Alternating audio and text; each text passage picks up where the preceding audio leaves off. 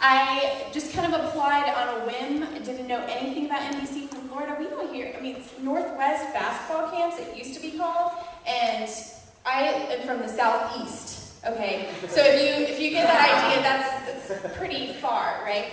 So I am just so excited to be here, and I come back every year, and I don't get the opportunity to take the whole summer off anymore and work camps, but this year I had a little small window of time I could take off work, and I'm here with you guys because this is awesome, right? So,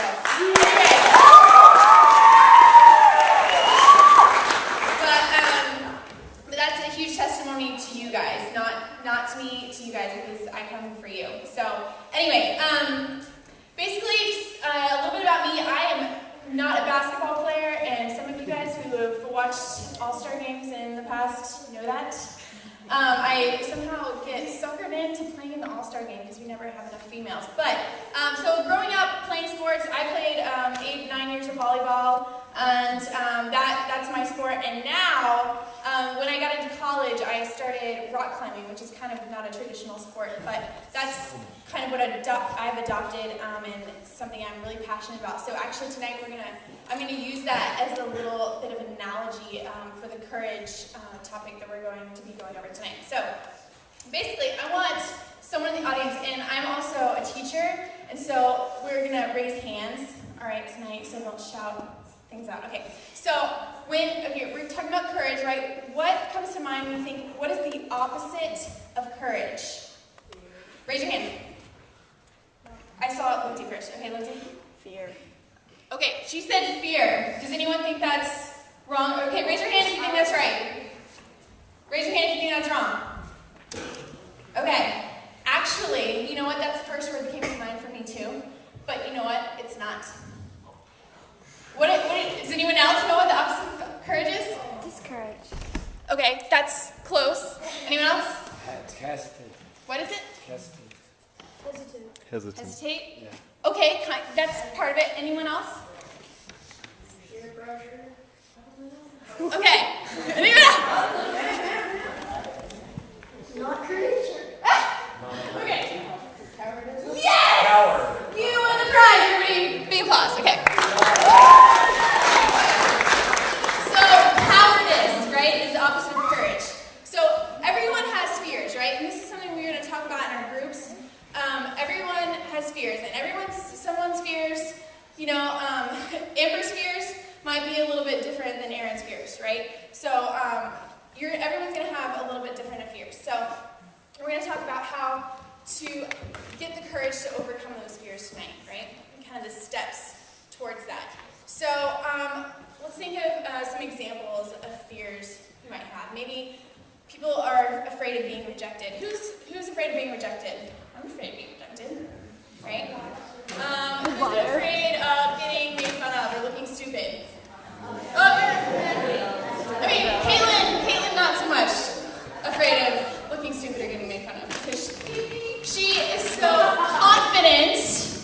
What we talked about last night, right? Okay. So, maybe afraid of failure. I'm afraid of failure. Okay? These are all fears that everyone has, right?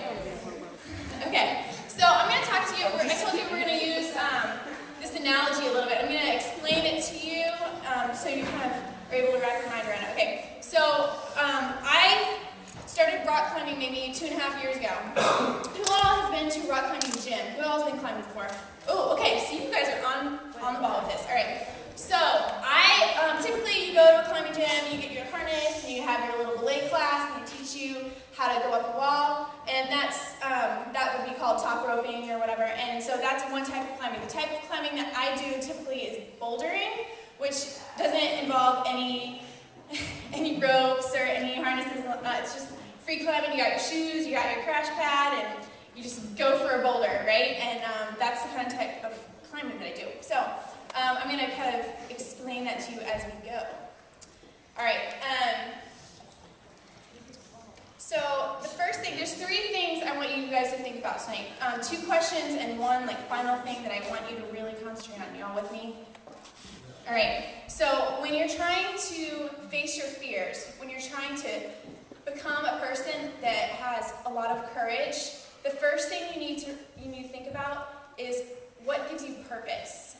What gives you purpose to go towards that fear and face it head on? Something has to drive you, right? So for climbing, when I come up to a boulder problem, whether it's in a gym or whether it's outside, I'm thinking, okay, you know what? Number one, I want to get better. But when I talked to my girls last night in my discussion group about setting goals, and I'm sure you're doing this with your coaches, but it's kind of hard to set a goal that isn't very concrete, right? It's kind of hard to say, well, I just want to be a better basketball player, because you can't measure that, right? So we're talking about goals. We're talking about something that you can measure. Say, like at the end of this week, I want to improve my free throw shots by 20%. Okay, I want to make 60% of my free throws or something like that. That's measurable. You can measure that because at the beginning of the week, you're doing this, and at the end of the week, your coaches are going to do your player profiles, and those you can keep up with as you go, right? So you can be able to measure those goals, and that's something that drives you, that gives you purpose, because I want to be a better